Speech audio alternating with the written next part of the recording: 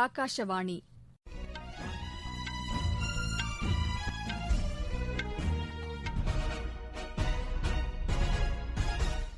செய்திகள் வாசிப்பவர் லட்சுமி ராகவன். தலைப்புச் செய்திகள்: சர்வதேச சூரிய சக்தி கூட்டமைப்பின் வாயிலாக சுற்றுச்சூழலை பாதுகாப்பதில் இந்தியா முன்னிலையில் உள்ளது என்று பிரதமர் திரு நரேந்திர மோடி கூறியுள்ளார்.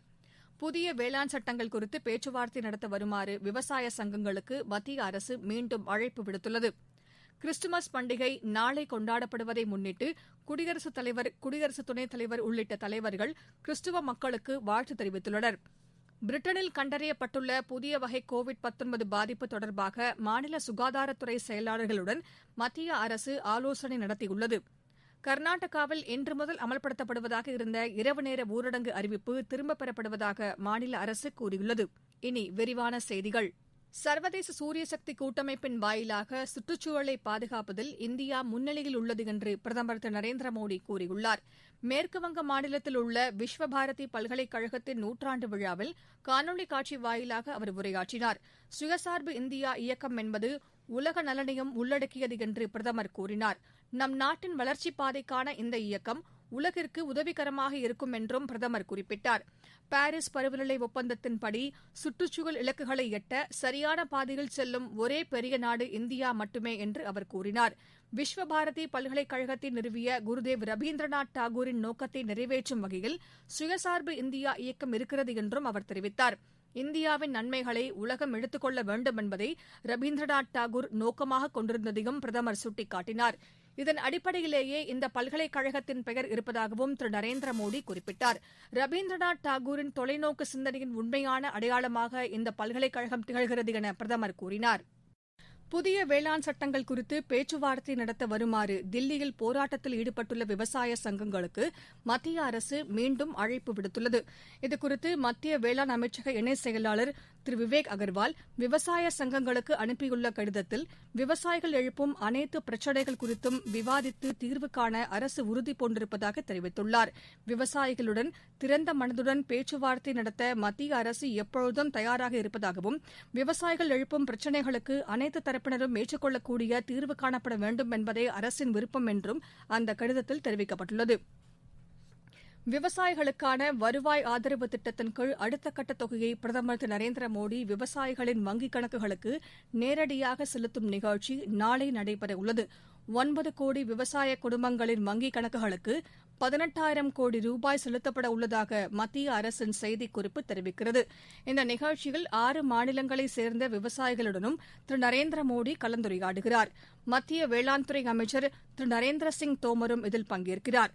விவசாயிகளுக்கான வருவாய் ஆதரவு திட்டத்தின் கீழ் சிறு குறு விவசாயிகளுக்கு வருடத்திற்கு 6,000 ரூபாய் அவர்களின் வங்கிக் கணக்கில் 3 தவணையாக செலுத்தப்படுகிறது.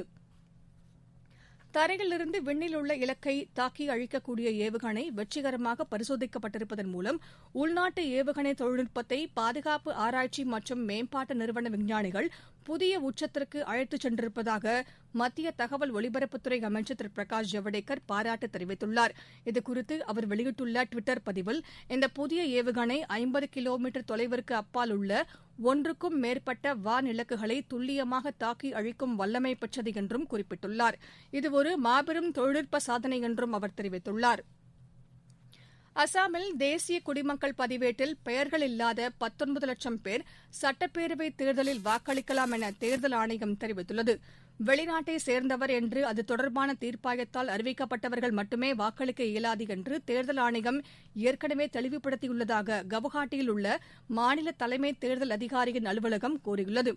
அசாமில் வரும் ஆண்டில் சட்டப்பேரவைத் தேர்தல் நடைபெற உள்ள நிலையில் தேர்தல் பணியில் ஈடுபடும் அதிகாரிகளுக்கான பயிற்சி மற்றும் தேர்தல் தொடர்பான பணிகள் ஏற்கனவே தொடங்கி நடைபெற்று வருகின்றன. இயேசுபிரான் அவதரித்த தினமான கிறிஸ்துமஸ் பண்டிகை நாளை கொண்டாடப்படுவதையொட்டி தலைவர்கள் பலர் கிறிஸ்துவ மக்களுக்கு வாழ்த்து தெரிவித்துள்ளனர். குடியரசுத் தலைவர் திரு ராம்நாத் கோவிந்த் வெளியிட்டுள்ள வாழ்த்துச் செய்தியில் உலகம் முழுவதும் அமைதியை வலுப்படுத்தி நல்லிணக்கத்தை ஏற்படுத்த இந்த கிறிஸ்துமஸ் பண்டிகை வழிவகுக்கட்டும் என்று கூறியுள்ளார். குடியரசு துணைத் தலைவர் திரு வெங்கையா நாயுடு வெளியிட்டுள்ள வாழ்த்துச் செய்தியில் கருணை, இரக்கம் ஆகிய மனித குலத்திற்கு தேவையான நற்பண்புகளை எடுத்துரைக்கும் விதமாக இந்த பண்டிகை அமைந்துள்ளது என்று கூறியுள்ளார். தமிழக ஆளுநர் திரு பன்வாரிலால் புரோஹித் விடுத்துள்ள வாழ்த்துச் செய்தியில், இந்நன்னாளில் நாம் அனைவரும் அன்பு, நல்லிணக்கம், சகிப்புத்தன்மையை வளர்ந்தோங்கச் செய்து அதன் மூலம் மனித குலத்திற்கு சிறப்பான எதிர்காலத்தை உருவாக்கிட முன்வர வேண்டும் என தெரிவித்துள்ளார். தமிழக முதலமைச்சர் திரு எடப்பாடி பழனிசாமி விடுத்துள்ள செய்தியில், இந்நன்னாளில் உலகெங்கும் அன்பும் அமைதியும் நிலவட்டும், நலமும் வளமும் பெருகட்டும் என்று கூறியுள்ளார். நீங்கள் கேட்டுக்கொண்டிருப்பது ஆகாஷவாணியின் செய்தி அறிக்கை. கோவிட்-19ற்கு எதிரான போரில் நமக்கான 3 கவசங்கள். முகக்கவசம் அணிவோம், தனிநபர் இடைவெளியை கடைபிடிப்போம், கை மற்றும் முக சுத்தம் பராமரிப்போம்.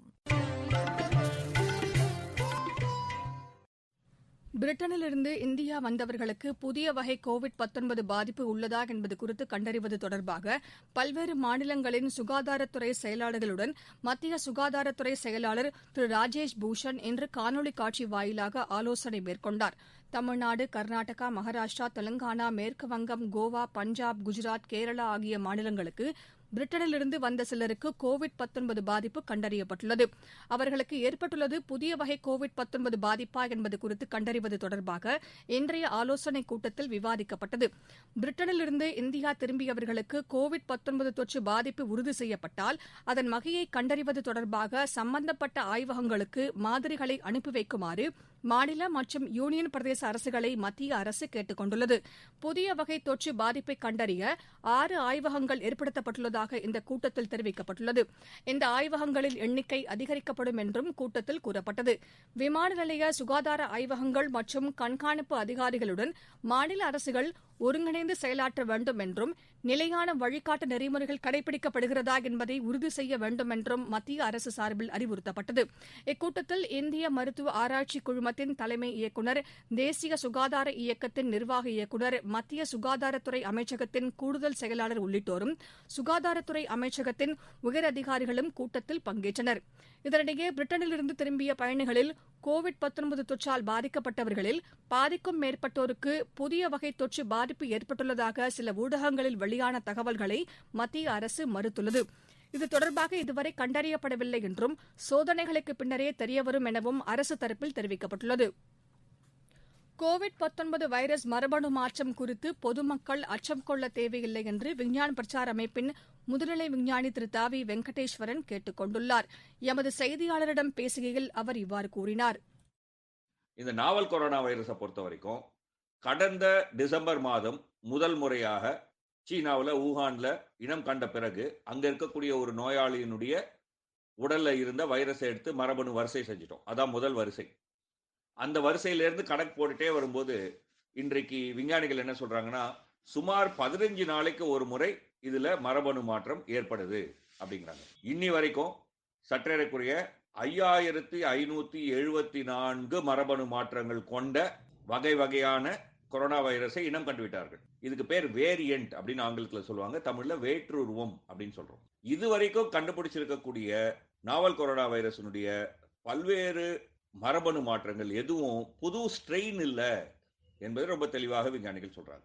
அதே மாதிரிதான் இதுவும் ஒரு சின்ன மாற்றம். இதனால பெருசா பீதி கொண்டு அச்சப்பட வேண்டிய அவசியம் எதுவும் இல்லை. இது ஒரு சாதாரண இயல்பா நடக்கக்கூடிய ஒரு கொரோனா வைரஸ் நடக்கக்கூடிய மாற்றம் தான். கர்நாடகாவில் இன்று முதல் வரும் 2ஆம் தேதி வரை அமல்படுத்த திட்டமிடப்பட்டிருந்த இரவு நேர ஊரடங்கு திரும்பப் பெறப்படுவதாக மாநில அரசு அறிவித்துள்ளது. நிலைமையை ஆய்வு செய்த பின்னர் வல்லுநர் குழுவின் ஆலோசனைகளின் அடிப்படையில் இந்த முடிவு எடுக்கப்பட்டுள்ளதாக முதலமைச்சர் அலுவலகம் தெரிவித்துள்ளது. முன்னதாக புதிய வகை கோவிட்-19 பரவலை தடுக்க இன்று முதல் வரும் 2ஆம் தேதி வரை இரவு 11 மணி முதல் அதிகாலை 5 மணி வரை ஊரடங்கு அமல்படுத்தப்படும் என மாநில அரசு அறிவித்திருந்தது. மீண்டும் தலைப்புச் செய்திகள். சர்வதேச சூரிய சக்தி கூட்டமைப்பின் வாயிலாக சுற்றுச்சூழலை பாதுகாப்பதில் இந்தியா முன்னணியில் உள்ளது என்று பிரதமர் திரு நரேந்திர மோடி கூறியுள்ளார்.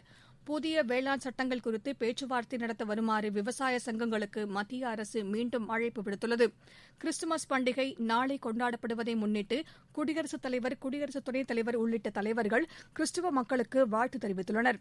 பிரிட்டனில் கண்டறியப்பட்டுள்ள புதிய வகை கோவிட்-19 பாதிப்பு தொடர்பாக மாநில சுகாதாரத்துறை செயலாளர்களுடன் மத்திய அரசு ஆலோசனை நடத்தியுள்ளது. கர்நாடகாவில் இன்று முதல் அமல்படுத்தப்படுவதாக இருந்த இரவு நேர ஊரடங்கு அறிவிப்பு திரும்பப் பெறப்படுவதாக மாநில அரசு கூறியுள்ளது.